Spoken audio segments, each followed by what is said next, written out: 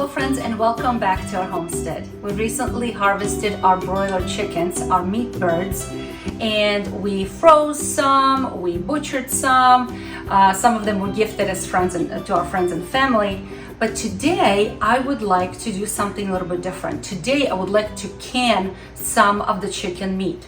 I have canned meat of different types in the past. Beef and pork and turkey and chicken, and I have to say honestly, in my opinion of course, that when chicken breast is canned alone without any fat, it can come out a little dry. It's still good to be used later in salad, like chicken salad, or in a chicken and dumpling dish, but it still needs a little added fat. So today I'm going to do something a little bit different.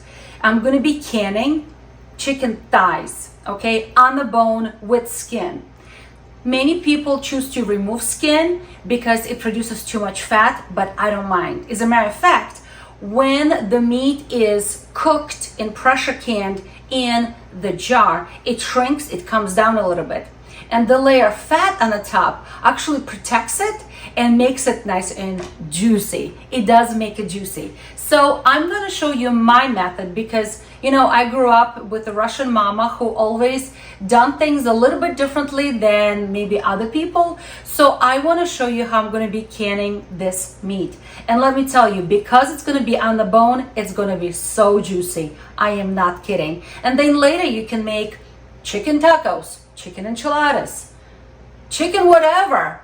Okay, and it's going to be chicken shelf stable and way better than the one you buy at the supermarket. All right, so for starters, I have my chicken meat here on the bone, my thighs, all clean, defeathers, all clean, nice and ready to go. Okay, then I have my jars, and I'm going to be using wide mouth quart jars. If you prefer to use pints, that's fine, but for my family size, a quart is better, and I prefer to use wide mouth. Why? Because it's easy to work with and you can push it meat a little bit easier. Now, these are washed in hot water with soap and water, but they're not sterilized. There is no need to sterilize jars if they're going to be pressure canned. Okay, no need to sterilize jars for pressure canning. Now, if you're going to be using water bath canning for other projects, not for meat, then you must sterilize those jars. Okay, next I'm going to be using these canning lids, wide mouth, by 4 jars, and I'm very honored that they chosen me to share their lids with me, and I'm going to be using them today. They gave me a narrow mouth, the regular mouth, and a wide mouth, and I'm super excited to use them. Okay, I already used them on a different project, and I was very happy how they came out. Again, these don't have to be made hot or anything like that for pressure canning. Okay, so then I'm going to be needing a little bit of water. I'm going to be putting a little bit of water in each jar. I'm going to be using some salt, and I have very coarse Celtic sea salt, and I'm going to be using very little. You don't have to, but I will because I think the meat comes out better. Now again, because I said my Russian mama taught me this way, I'm going to be putting bay leaves into my jars. It's going to add a really nice savory flavor. I'm going to be putting peppercorns and juniper berries. Again, it's going to make it very flavorful. So let's get going. And obviously you're going to need, you know, a cutting board and a sharp knife. If you choose to work with gloves, hey, you can do that. But I'm going to go without gloves because I'm cooking for my family and I'm comfortable working with meat. All right, so here is my thigh. And what I need to do is I need to separate it from and cut across right at the joint. Oh, it's stuck a little bit there. All right. And what I'm going to be doing is I'm just going to be taking a jar and putting it in the jar. Okay. And I'm going to make sure that it's nice and tight. I'm going to make sure that I leave plenty of space at the top. It's called the head space. And the reasoning for that is because when we're cooking pressure canned, the chances are that the fluid can bubble up because the chicken will create liquid. Let me make sure push it all in. Okay. Let me see if I can push this bad boy in here as well. Perfect.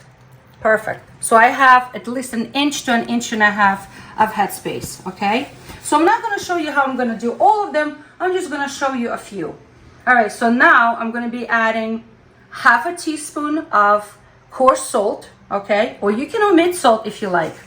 I'm going to be using 1 large or 2 small bay leaves.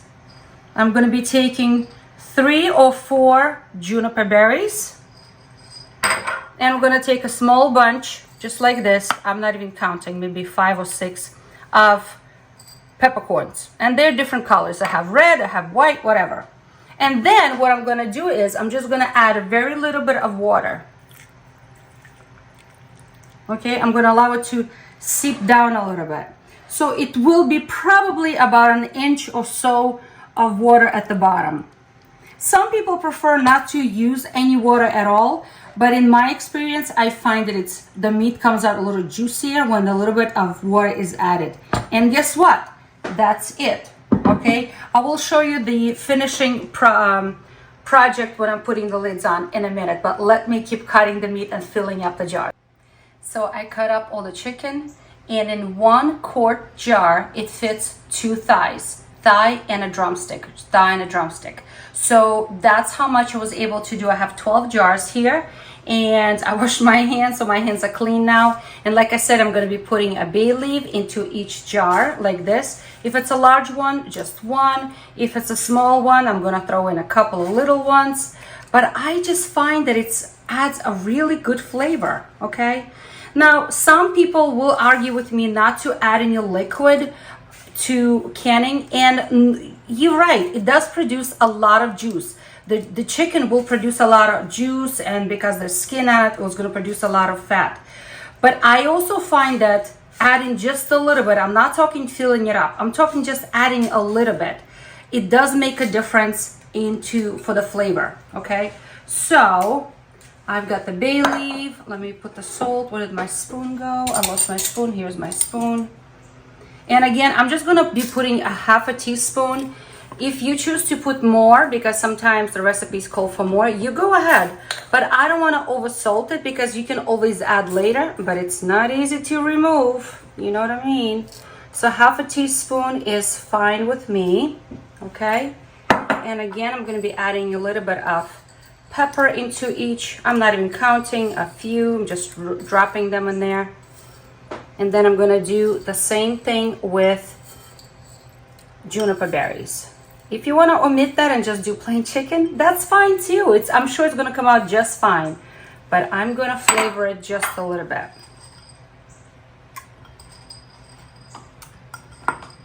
Into each.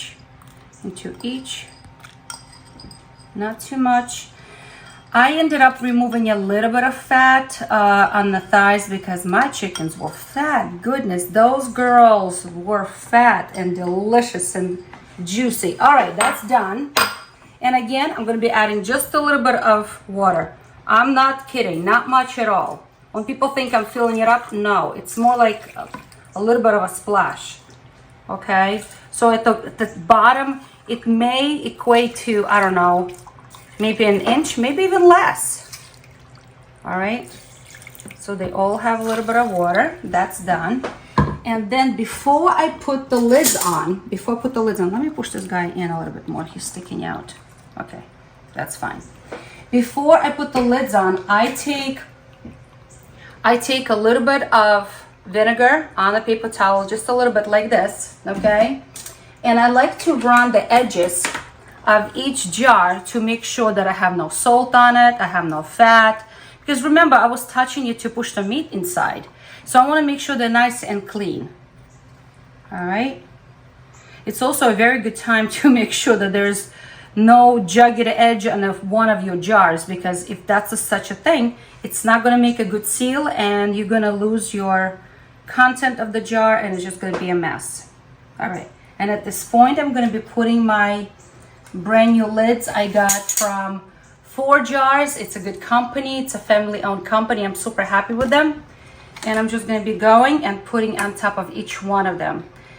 All right, just like this.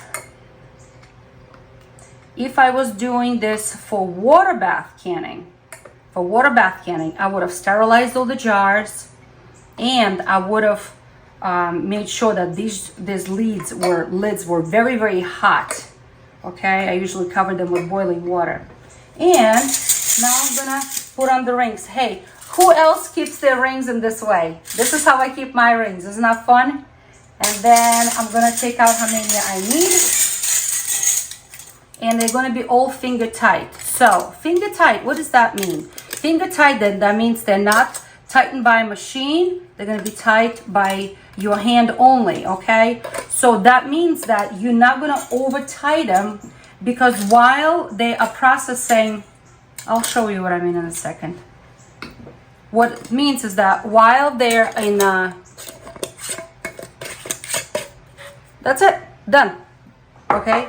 While they're processing in the pressure canner, they're gonna be pushing out some of the air out of the jars because of such a high pressure in the pressure canning process. So it's important that they are able to do so, okay? So if you do them very tight, they won't be able to push out that air. All right, so I have a pressure canner, my big Bertha. I call her Bertha. She's a big girl. She's what, 45 quart, really, really large, all-American pressure canner is ready for me to go put this in. All right, so I have 2 inches of water in the bottom, and it's cold water. Why? Because I'm putting in cold jars. Okay, so cold water, and I put a good splash of white vinegar in there because it helps to keep my jars clean without any residue, because we're using well water, so it just has cold water on the bottom, about 2 inches. As I'm lowering all these jars in, the water is going to rise a little bit. You don't want it to cover on top. You don't want it to allow it to get any further, like up to the shoulder, okay? So let's this all go in there. I'm doing this outside because this big girl Bertha does not fit in my stove. That's how big she is. All right, so I ended up doing 2 layers because this is such a big canner, and to fit all of my 12 jars, I did 2 layers. Now, I need to put a cover on. Each pressure canner will have a place where you need to line up your cover. So there's like a little indentation right here and a little arrow showing where there should be lining up, okay? So I need to make sure that it fits properly. Yep, just like this. And then I'm gonna start putting on the this tightening bolt around it, and I need to make sure that they all fit. And it's not in right now. Hold on a second.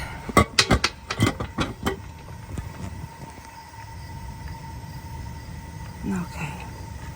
And I'm gonna start tightening them in and make sure that they all tighten correctly. And you have to do on the opposite sides first. So tighten them all on the opposite sides.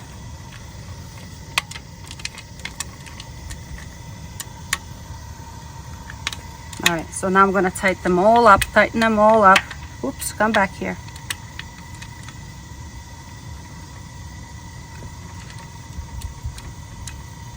All right, nice and tight. Okay, so you may ask me, what is the processing time? Well, before we get to the processing time, I need to tell you the important part. So the heat is on, okay? It's nicely tightened on each side. And there are a couple of things to be aware of on this pressure canner. One is to look at the valve. There's a valve right here, okay? And this is a gauge that's gonna show me my pressure. Each person, depending on your location of elevation where you live, will need to work on a different pressure. For my elevation where we live here in New England, we need pressure of 10 pounds. And you need to have one of these little guys, okay? And on it is gonna say 10 pounds. Okay, so this little valve right here, this little vent, I should say, vent.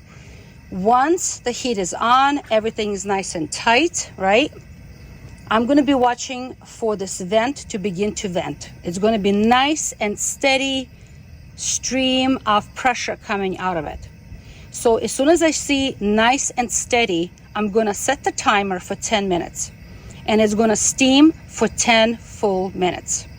After it's steamed for 10 full minutes, I'm gonna come out here on my porch with this bad boy, with little weights, right? And I'm not gonna do it right now, but I'll show you. I'm gonna choose number 10, and I'm gonna go right, bloop, just like this, okay? And it's gonna sit on it. And it's gonna sit, and then the pressure is gonna begin to build up. And the important part I'm gonna look at is this gauge. So this gauge is also going to rise all the way up to 10, and that's how you know it has reached its pressure. That means the heat cannot change on this burner. The heat has to be medium to high, constant. You cannot fluctuate up or down. It has to be constant. If at any time you have to change the heat because of the pressure or whatever, you have to start counting the time from the beginning. So as soon as I put the weight on it and it reaches to 10 pounds, I set my timer. And then once the timer is set, you need to know which kind of jars you have. In my case, I have the quarts. So the quarts with chicken on the bone require 75 minutes of processing time. 75 minutes for a quart. If these were pints, the little guys, then that would have required 65 minutes on a bone, chicken on the bone. In my case, those are quarts, so I'm gonna need 75 minutes of processing time. So anyway, it's gonna be a long night. It's already getting dark outside. It's getting evening, so it's gonna be a long night. So I'm gonna wait for the venting for 10 minutes, then the weight on it, then wait until the gauge reaches 10 pounds, and I'm gonna set my timer for 75. Now, when 75 minutes is up, you need to turn off the burner and don't touch the pressure canner. You cannot open it, you cannot touch it for a long time. Because my big birthday, such a big girl, it's gonna take about an hour for the pressure to fall back to zero. Only when it's fallen back down to zero, you can undo all of the little bolts and remove the cover. Until then, you don't touch it. You don't touch it, you let it sit and do its thing, okay? So pressure canning takes time, so practice your patience, right? But let me tell you, the outcome is phenomenal. The chicken meat is so juicy and tender, and I'm so happy every time when we use that meat in the house. And it's shelf stable, right? So friends, I hope you are encouraged and you try something new.